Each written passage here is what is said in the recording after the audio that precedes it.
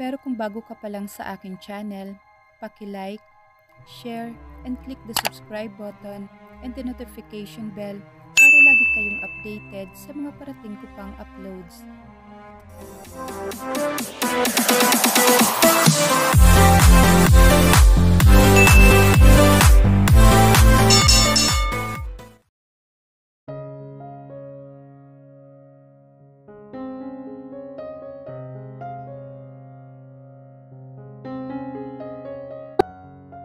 Kumakalab na ang sigmura ko dahil pasado 2:00 na ng hapon at wala pa akong kain simula kaninang umaga.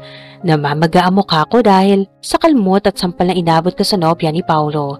Naiintindihan ko siya kahit naman siguro ako ay magwawala kapag nalamang may baby maker ang nobyo ko.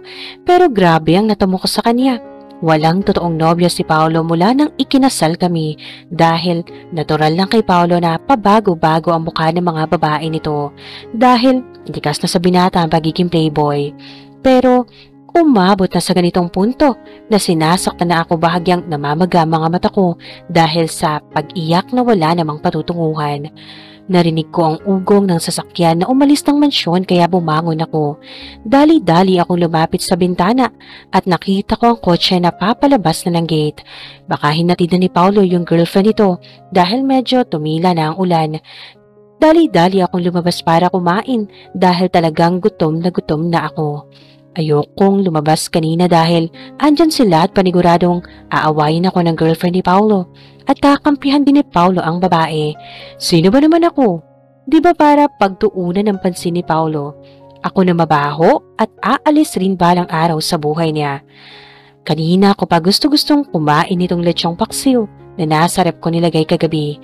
Akala ko ay kinain ko na ito. Iniisip ko pa lang ay naglalaway na ako. Noon ay hindi ako makakain ng ganito dahil hindi naman namin kayang bumili ng ganitong pagkain. Naiintindihan ko kung bakit hindi man lang namin ito nakain ni Alex noon. Bagoong lang at asin, sapat na talaga sa amin, minsan pa ay walang bigas na masaing. Dali-dali ko itong nilagay sa microwave at kumuha ng Coke sa ref. May kaunting kanin sa rice cooker pero hindi na ako nagsaing. Baka babalik kaagad si Paolo at yung jowa nito at pagtutulungan na naman ako para akong magnanakaw sa ginawa ko at talagang patay gutom. Sobrang bilis ng galaw ng mga mata ko dahil sa pagmamasid sa paligid.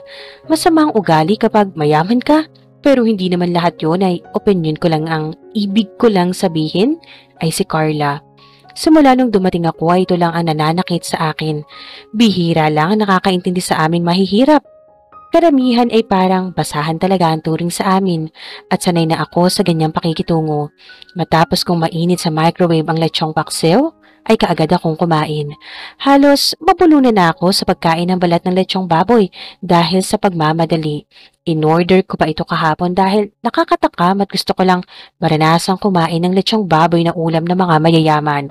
Promise, pag uwi ko, ililibre ko si tatay at si Alex ng ganito dahil napakasarap. Take it slow, Alora.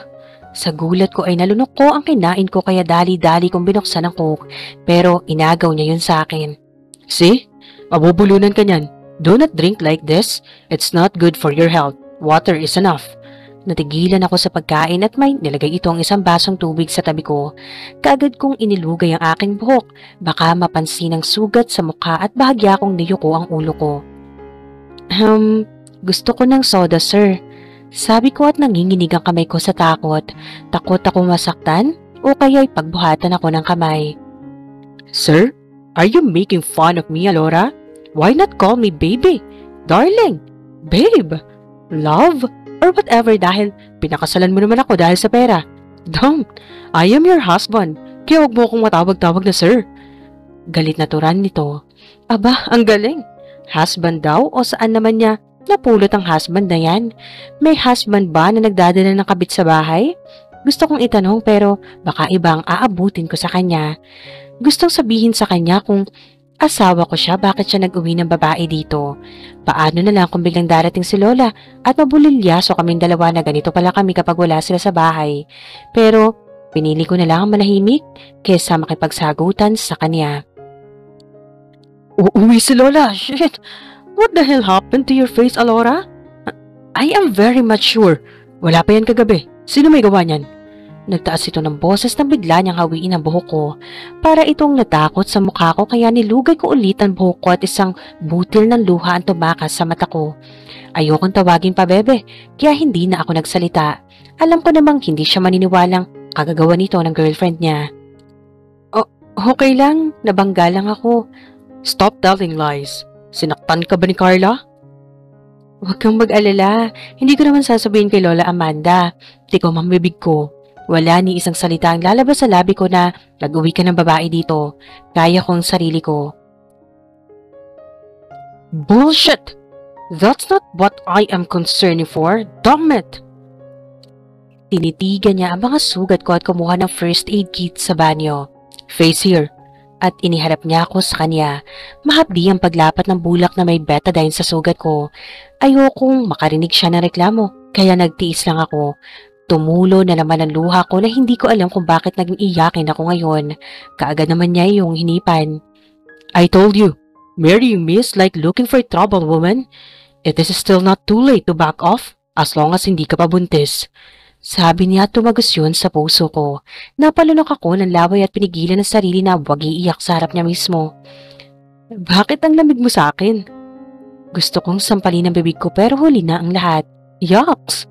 Nakakahiya ang tanong ko at kahit siya, natigilan din sa tanong ko na bigla na lang lumabas sa labi ko. Well, to answer that question, ayoko mahulog ang loob mo sa akin lalo na at wala akong planong tugunan ang mararamdaman mo, Alora. Hindi ako nagmamayabang pero iniiwasan ko lang posibleng mangyari sa buhay natin. Lahat ay ginawa ko lang para magbuntis ka, bigyan ng apo si Lola, kahit ayoko pa para lang matahimik siya tigilan ako. I just hope and pray na sa isang araw ay wala ka na sa poder ni Lola at magsimula ng bagong kabanata sa buhay mo. You don't belong to my world dahil masasaktan ka lang. Pero bakit? Bakit naging mabait ka sa akin? Gusto kong pumiyok pero gusto ko pang marinig ang sasabihin ito kahit nasasaktan na ako. Kahit papaano, ay darating ang panahon na magiging ina ka, na magiging anak ko. Hindi naman masama magiging mabuti sa'yo. Huwag mo lang bigyan ng halaga ang pakikitungo ko sa'yo. I did this to you as my surrogate wife. Sabi niya at nakuha ko na ang ibig nitong sabihin. Mas mabuti pa ngang sa akin na lang nararamdaman ko sa binata. Maya-maya ay may tumawag sa cellphone nito. Nakita ko ang pangalang Carla at hinayaan niya lang yun na nagre-ring. Sagutin mo na. Okay lang naman ako. Sabi ko at iniiwas ko ang mukha sa kanya. Stop being kind. Ayokong ganyan ka kaya nga pinagsasamantalahan ka ng tao dahil wala kang reklamo kung inaabuso ka na. At tumayo ito at sinagot ang tawag. Hello, magkita tayo. Ngayon din. Tumayo ito at ibinalik sa banyo ang first aid kit. Aalis muna ako. Huwag mo na akong hintayin, uuwi din naman ako. May ulan pa, Paulo. Pero hindi siya nakinig at iniwan ako dito sa kusina. Ako na naman, naiwang mag-isa sa malaking bahay na to. May mga kasambahay naman dito pero nasa kabilang building naman silang lahat nagpapahinga dahil sa ulan. Wala namang trabaho dito sa mansyon at walang may gustong kaibiganin ako. Pagkatapos kong kumain at uminom ng tubig, pumasok ako sa silid na tinutulugan ko kagabi. Inantok na ako sa sobra kong busog. Baka tataba ako nito ng gusto? Baka insulto ang maabutan ko nito. Lumapit ako sa bintana at umaambon pa rin sa labas. Nagpalit ako ng swimsuit, nabigay ni Mama Gracia at pumunta sa swimming pool. Wala namang tao kaya nagpa siya akong magpaulan sa pool at magbabad. Sobra kong inaliwan sarili ko dahil first time sa buong buhay ko ay nakaligo na rin ako sa swimming pool. Marunong naman akong lumangoy dahil dati naliligo kami noong bata pa kami sa may ilog. Hindi kalayuan sa squatter na tinitirhan namin.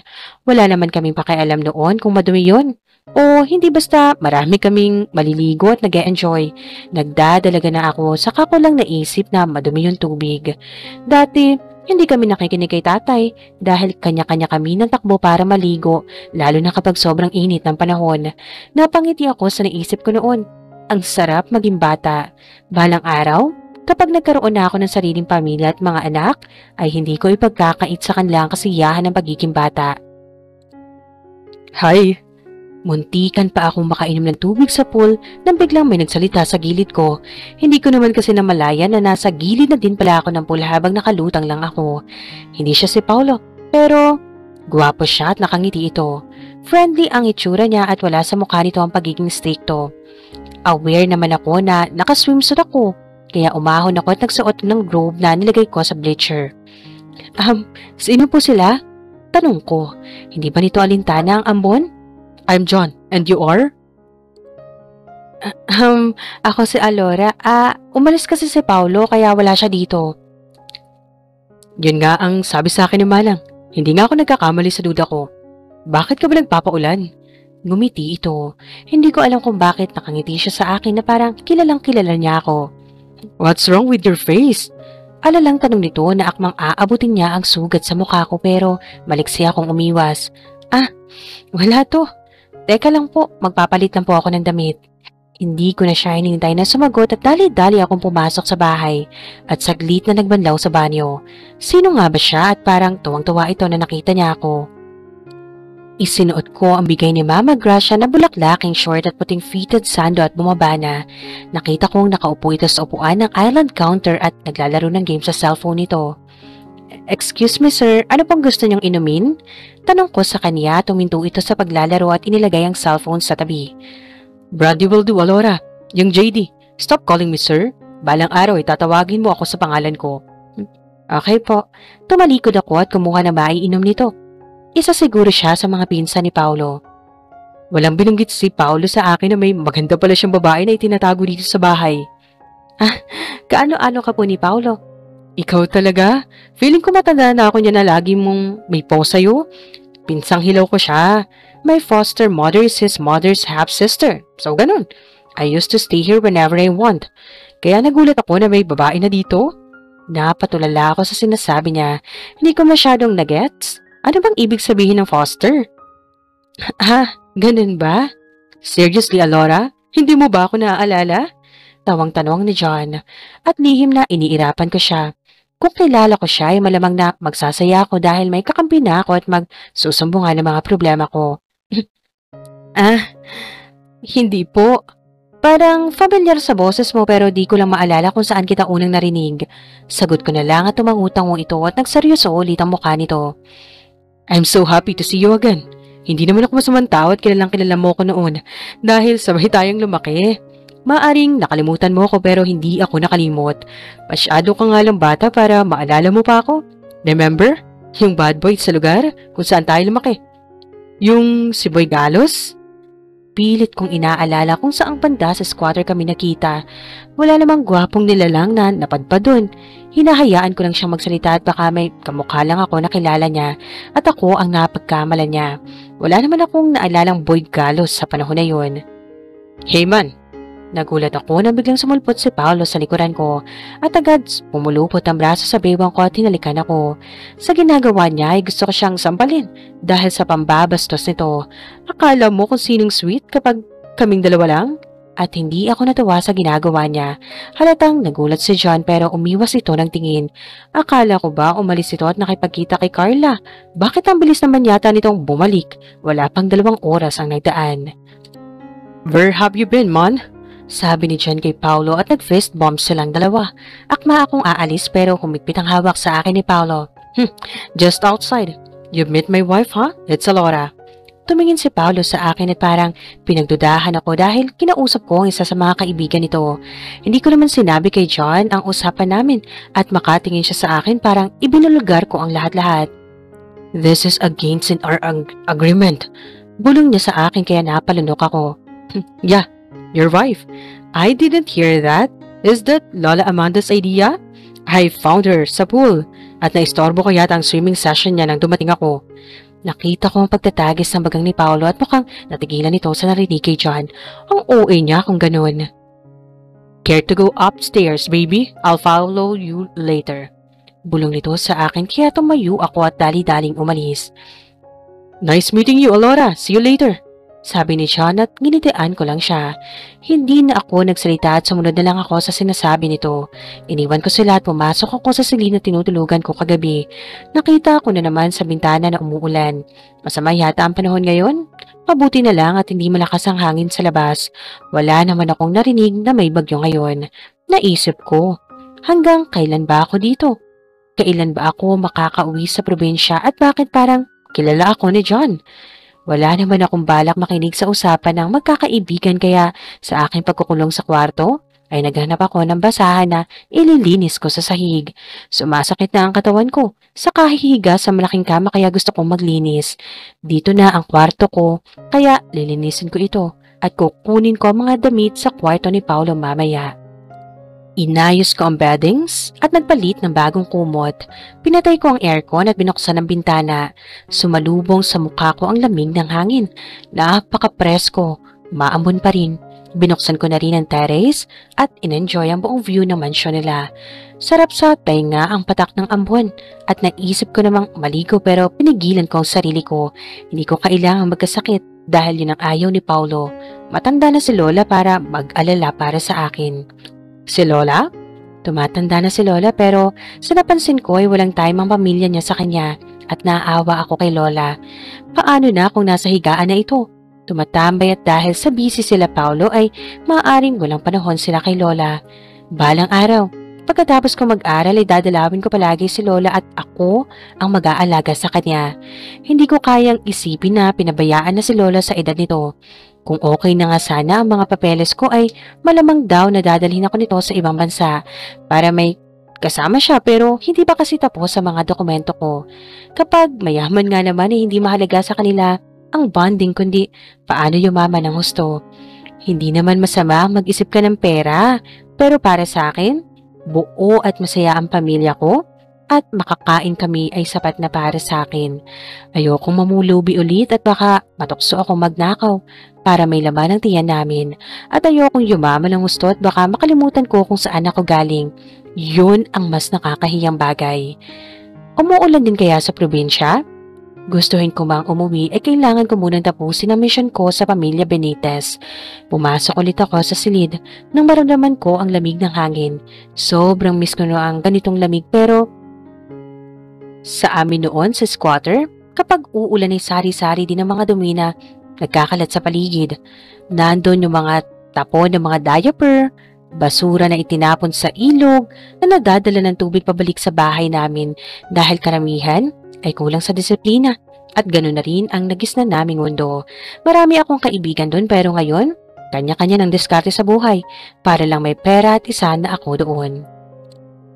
Bago pa maghapon ay lumabas ako para kunin ang mga gamit ko sa kwarto ni Paulo. Iilan lang ang mga damit kong dala dito sa mansyon at ngayon ay para ng basahan ang itsura dahil magaganda binili nila Lola at Mama Gracia para sa akin. Alam ko na dinamitan din nila ako para hindi ako magdalang kahihiyan sa pamilya nila at kailangan ko lang matuto at sabayan ang status nila. Bumalik ulit ako sa guest room at bumalik ulit sa kwarto si Paulo para maglinis. Sobrang gulo ng kama at nagkalat sa sahig ang mga damit. Napapuga ako ng hangin. Ganito pala ang gusto ni Paulo? Masasabi kong wild nga siguro sa kama yung Carla na yun. Halata naman sa itsura. Kahit mukha siyang anghel ay malademonyo pa rin ang ugali. Pinulot ko ang mga damit at nilagay sa basket. Inayos ko na rin ang bagong bedsheet at kumot. Nung isang araw ko pa ito pinalitan, kaya hindi ko muna ito tatanggalin. Kapag mayaman nga naman, hindi talaga sanay na maglinis. Inaasa lang lahat sa mga katulong. Sabi ko sa sarili ko at itinapon sa basurahan ng bra na naiwan ito sa kama. Wala rin naman ako magagawa kung magagalit at magwawala ako. Kumpara kay Carla ay mukha akong yaya sa ganda niyang yun.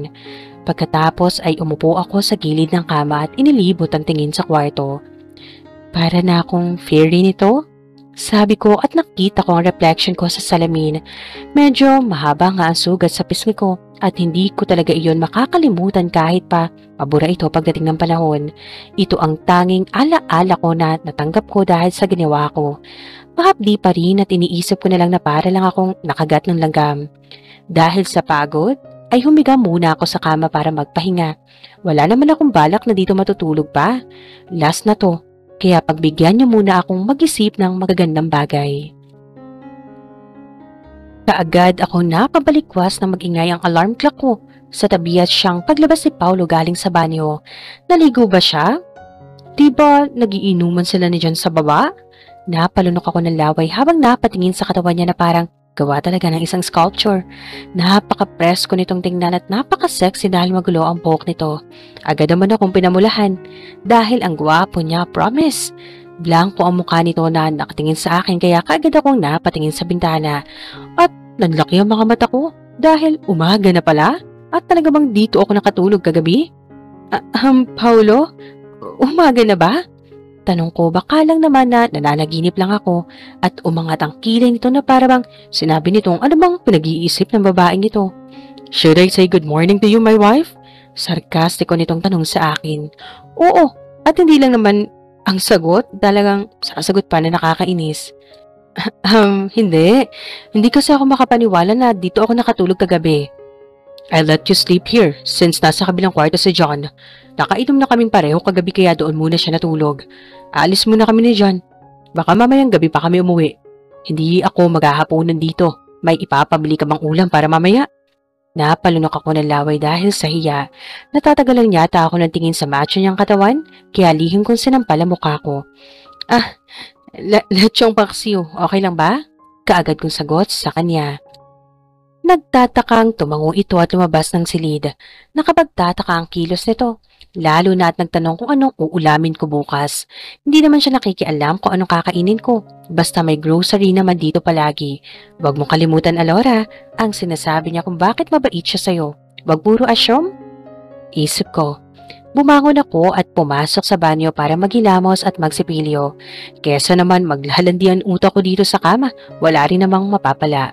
Paglabas ko ng banyo ay wala na si Paulo, kaya inayos ko muna ang kama bago ako bumaba.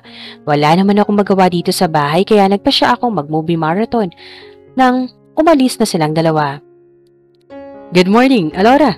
Napatayo ako ulit nang biglang may pumasok at si John yon. Nakangiti na naman siya na parang naaaliw sa akin habang kilala niya ako at nananatiling misteryo sa akin. Siya daw si Boy Galos. Good morning din. Akala ko alis kayo. Oo, nakalimutan ko ng cellphone ko. What's up for today? Manonood sana ako ng movie.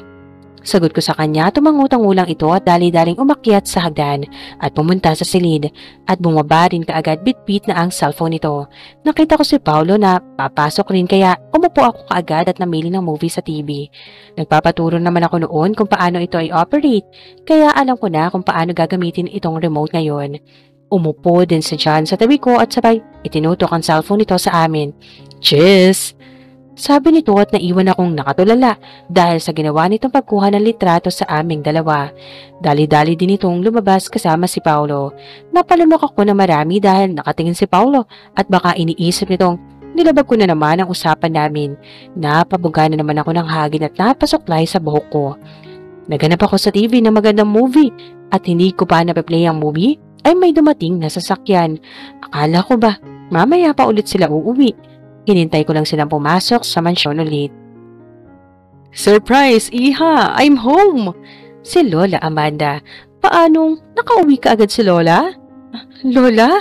Bakit po kayo umuwi ka agad?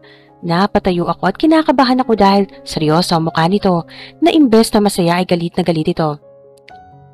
I really rushed coming home. Nang mabalitaan kong may ibang babae na dinadala si Paulo dito sa pamamahay ko and your face explains everything. May itinatago pa ba ako kay Dr. Amanda Benitez? Pinamulahan ako ng mukha dahil nalaman nito nagsinungaling ako. That guy really need to be punished. Don't worry, Iha. Ipaghihiganti kita. Walang pwedeng manakit sa'yo dito at tuturuan ko ng magandang leksyon ng dalawang yun. Nalungkot ako sa sinasabi ni Lola. Kaya nagiging swail si Paulo dahil masyado nila itong pinapressure na parang bata pa ang iniisip. Malaki na ito. Ako na naman ang pag-aaksayahan ng panahon ng nobya ni Paulo at ayoko na maulit pa na masusugatan ako. Niyakap ko si Lola. Iha, what's wrong? Alo niya sa akin. Lola, wag na po. Tama na po. Huwag na po. Naisip ko po kanina na pwede namang idaan sa mabuting usapan si Paulo. Nasasaktan na din po ako dahil inagaw ko si Paulo sa kanya. What do you mean, Alora? We can sue that woman if you want. At wala siyang karapatan na saktan ka ng babaeng yun. You are a legal Benitez at wala ng iba. Naupo si Lola sa bakanting upuan. Lola, naiintindihan ko po si Carla. Nasasaktan ko kasi siya. Nagsaselos po siya sa akin. Dahil siya ay sinasaktan niya ako. Paano na lang kung masigit pa nito ang gawin niya sa akin? Lola, lalong lumalayo ang loob ni Paulo sa inyo dahil iniipit niya po siya. Gusto niya pong malaya ang lahat. Gusto niya po si Carla at hindi ako gusto niya makasama at magiging ina ng anak niya po. Humahalo na ang sipon ko sa mga luha ko at binigyan ako ni Lola ng panyo nito at hindi na ako nahiyang gamitin iyon. So, you're saying that you're quitting now? Malungkot na tanong nito. Marahan akong tumango. Huminga ito ng malalim. Then, in one condition, napaangat ako ng tingin sa kanya. Ano po yan, La? Huwag ka munang umuwi sa probinsya, Iha. I just can't let you go like that easily. Masaya ako na nagkaroon ako ng isa pang apo. At alam kong napakabait mong bata. Hindi pa kita basta-basta pa uuwiin at baka magbubuntis ka na. At ako ang sisihin ng ama mo. Be my personal assistant for the meantime. Mahigit pa rin ba dyan ang kapalit ko para sa kalayaan ng apo ko? Nalungkot ako na may isip ko na kailangan ni Lola ng kasama habang tumatanda ito. Naawa ako sa kanya kaya inabot ko ang kamay niya. Okay, Paula. Hindi ko po kayo iiwan dahil aalagaan pa po kita. Inaalagaan niyo po ang pamilya ko at kung kailangan niyo po ako, hindi ako magdadalawang isip na tulungan kayo. Niyakap ako ni Lola ng mahigpit. Ang desisyon namin ngayon ay paniguradong para sa ikabubuti ng lahat. Paulo's point of view. Hey babe, what's the rush? Ouch! Ano ba, Paulo, nasasaktan mo ko? Bakit mo ginawa yun kay Alora? She rolled her eyes off annoying. That bitch deserve it. Nilalandi ka niya and what? She's my dumb wife. At kapag nalaman niya ng lola ko, tsak na malilintikan ka sa ginagawa mo. Kilala mo ba lola ko, ha? I'm not scared. Then, don't call me babe. I don't need another bitch. Sabi ko sa kanya pero bigla niya akong sinampal. Kinakampihan mo ba siya? Paulo, you know that I give you my all. Were you virgin? Of course not, di ba?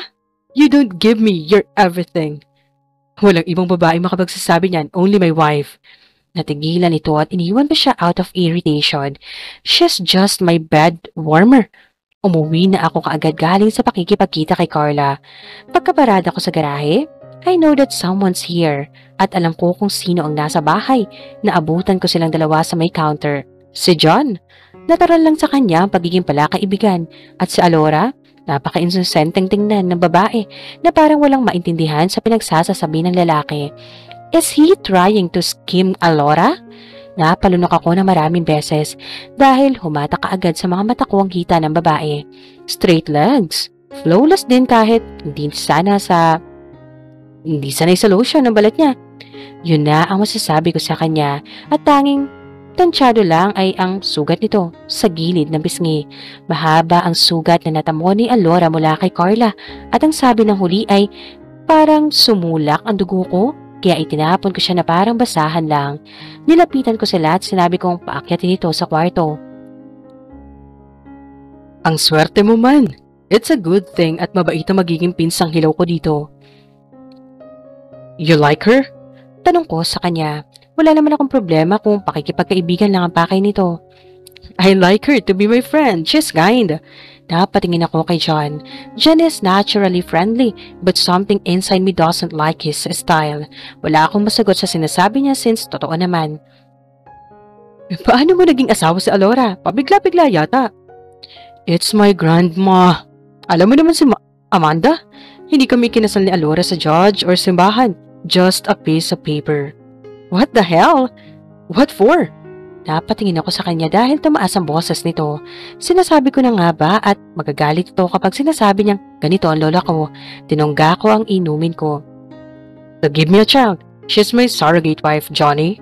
Natahimik si John sa sinasabi ko at kinuyom ang kamao nito. So, you don't like her? And you don't treat her like a wife? Ganun ba? Come on.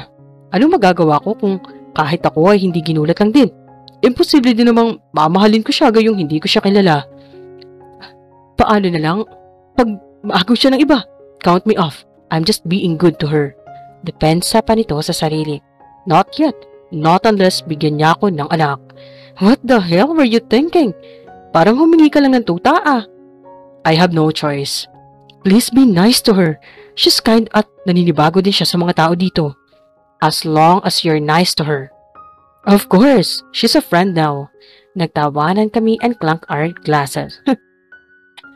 How's married life? Is it exciting? Tinignan ko siya na puno ng kuryosidad ang mga mata nito, pero hindi ko lang pinansin yon. Siguro ay gulat na gulat din siya. Still the same.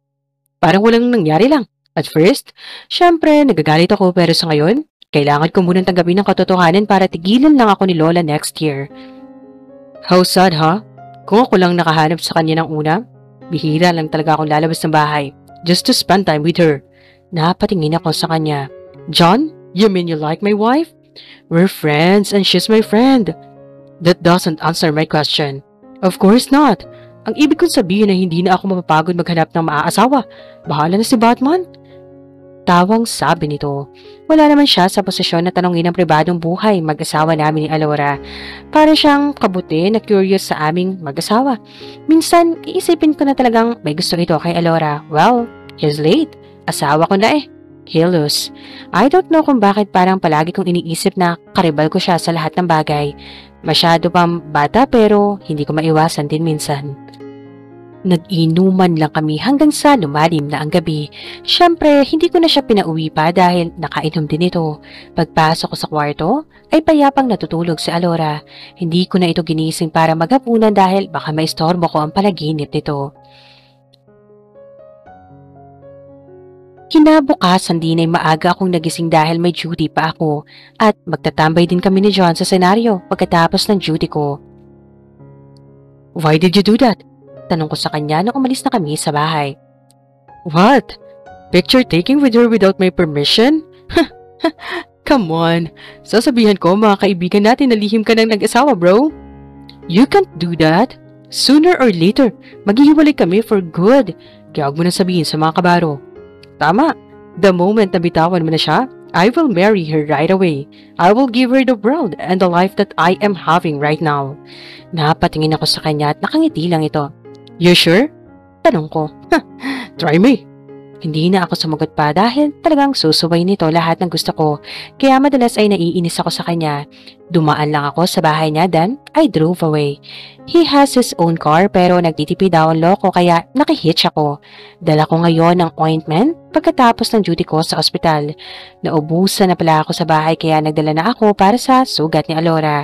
Hanggang ngayon, I hate Carla for hurting to Laura. Takot ko lang na malaman ni Lola. Though, Alora is not really my type. Masyado siyang young para sa akin at maliit. Wala naman na akong magawa dahil kasal na kami. Though, masaya ako na ako ang unang karanasan niya. Still, gusto ko pa rin ang maging malaya talaga. Ang buhay penata. Bata pa rin naman ako. By heart. Pagkarating ko sa senaryo, ay dumiretso na ako sa private room naming magkakaibigan. John is already there at preskong presko pa ito. Si Harold na single dad at hindi ko alam kung bakit naging okay dito na chika babe, ang yaya ni Gia. Alam ko kayang hate na hate ni Harold ang mga chicks. Yun ang balitang alam ko ngayon. Maganda din yung aya na yun, crush ko.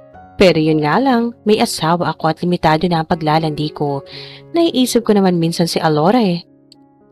Kamusta bro? Galing duty? Musta si Gia? Tanong ko. Andun sa bahay. Bisita ko naman dun minsan. Sure. Of course not. Biro lang. Wag kang pupunta dun. Ayoko magpapapunta ng mga kaibigan sa bahay ko. Napaka-straightforward nito at hindi ko alam kung bakit naman kami sa bahay ni Harold. How's Carla? Para mo ring tinatanong kung kumusta na kayo ni Kyla. Anyway, wala. Hiwalay na kami. Tapang eh. Cheers to the happy life everyone! Cheers! At napuno ng tawanan ng silid namin and in unison, we clank our glasses as if we're celebrating our victory in basketball. Hi! Ikaw ba tong Minnie Mouse? Wala ka bang cellphone para doon na lang tayo mag-uusap? Ay wala. Kailangan yun, di bale bibigyan kita. Talaga? Seryoso ka ba? Sige. Sabihin kay ko, sorry, lasing na. Sabihin ko kay Lola na papunta na ako. Narinig ko si John as always, panay ang tawag nito kahit na sino. Hey Paulo, alam mo ba na umuwi na ang lola mo? Pukaw sa akin ni John. Para akong kinabog dahil sa sobrang kaba at bakit napaaga ang uwi ni Lola. What? Napatingin ako sa kanya. Kanino niya nalaman? Yeah, tumawag ako sa mansyon nyo and Alora is on the line. Sagot nito at umangat ang kilay ko. Bakit niya naman tatawagan si Alora sa bahay? What made him think na pwede niyang tawagan si Alora whenever he wants to? Shit! I have to go. Pre, mauna na ako. Nasa bahay na daw si Lola eh. Paalam ko sa kanila. Pero hindi ka daw hinahanap ni Lola. Sabi ni John. I have to explain. Sige, get rid of your grandmother, Paolo. You are living under her spell. Para kang under the saya niyan kapag mag-aasawa ka na. Sabi ni Chase na talagang ayaw niya sa lola ko. May asawa na nga si Paolo. Chase! Sagot ni John. Dumb this man. Sobrang taklesa kaya pinadilatan ko siya for him to get the clue. What? They answered in unison. Uwe, maniwala. Pakita mo nga, puro ka bubbles eh. Sabi ni Dex. Look here. O diba? Ganda ng asawa niya. At ayun, ibinibida pa ni John ang picture ni Alora. And Harold's reaction? Knowing Harold, hindi yan masosurprise kapag hindi pag-aasawa ang pag-uusapan. Siguro, masaya ito para hindi ko lalandiin ang yaya ni Gia. Kaya ban ang mga lalaki na pumupunta sa bahay nito. Cool pa si John. Well, this is Chase and Dex. Damn man! Kailan pa? Sabi ni Carlos. Ay, hindi ko yun asawa. Hired baby maker lang ni Lola yun. What? Kailan pa nauso yan ng lola mong walang magawa sa buhay? Talagang nakakainis yung lola mo ha? Di ko talaga siya type maging lola, sobrang OA. Sabi ni Chase. Honest naman yan si Chase kahit naman ako. Hate ko si Lola. You know, my grandmother. Sige na. Uuwi muna ako guys. I swear, Paulo, get rid of your Lola. Pahabol na sabi ni Chase. Hindi na bago sa akin kung bakit hindi niya gusto si Lola. Bagkus ba namang pareho kami ni Chase na mahilig sa babaeng magaganda. Hindi ko napansin na nakasunod pala sa akin si John. Anong kaipala na naman ito? Sumakay ito sa front seat at muling nagtipa sa cellphone nito. Malamang may bagong textmate ang loko. Pinatakbo ko ng bilis ang sasakyan. Hindi naman ako mahilig sa car racing katulad ni Harold na parang hangin lang ang dating. Wala kaming imika ni John dahil napapressure ako sa biglang pagdating ni Lola. For sure, magagalit na naman yun kung bakit nababae na naman ako at malamang guguluhin na naman ako noon. At si Carla dahil sa pananakit nito sa alaga ni Lola. Why is this happening? Which I don't care kung nasasaktan nito si Carla. It doesn't matter to me since I broke up with her. Pagdating namin sa mansyon, ay dali-dali akong bumabadala ang ointment. Oh no! May nakalimutan pala akong bilhin, yung lechong paksiw. Bukas na lang.